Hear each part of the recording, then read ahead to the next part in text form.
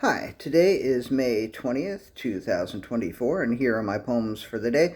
The first one is poem number 781 for the year, Bernard, based on a photograph and an original idea from Ylfa Edelstein.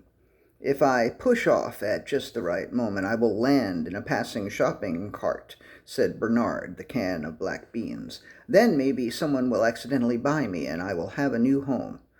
You're leaning over too far, said Betty, another can of black beans. You're going to fall off the shelf and onto the floor and get dented. Let him lean, said Bobby, another can of black beans. He'll learn the hard way that beans belong here, on the supermarket shelf. There is nothing for you out there, Benny. Bernard, who hated being called Benny, said nothing, because he saw a shopping cart headed his way. The shopper, though momentarily startled, picked up Bernard and said, "Oh, how fortuitous! Black beans were on my list, but I left my list at home."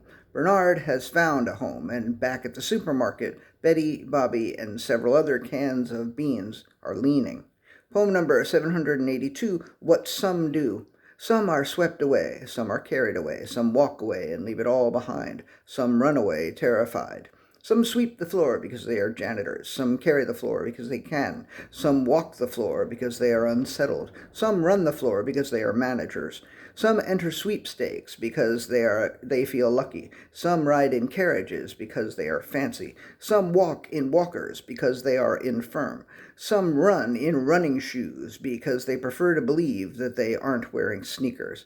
Poem number 783, Suggestions. First, get that thing out of the way.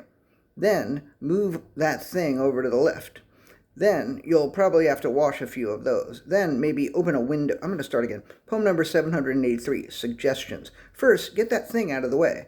Then, move that thing over to the left. Then, you'll probably have to wash a few of those. Then maybe open a window. Then you might want to smash the ego. Then you might want to surrender to the truth. Then you would do well to dispose of the leftovers. Then, I don't know, maybe sing a song of thanks?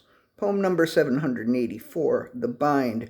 He was so dumb, but he was so good looking. Tall, but not too tall. And you could tell that he went to the gym.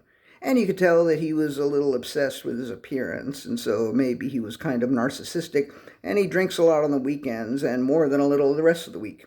And he's into sports, and he doesn't give a shit about the arts, and his politics are far from optimal. And they hated themselves for wanting him. They hated themselves for being attracted to men.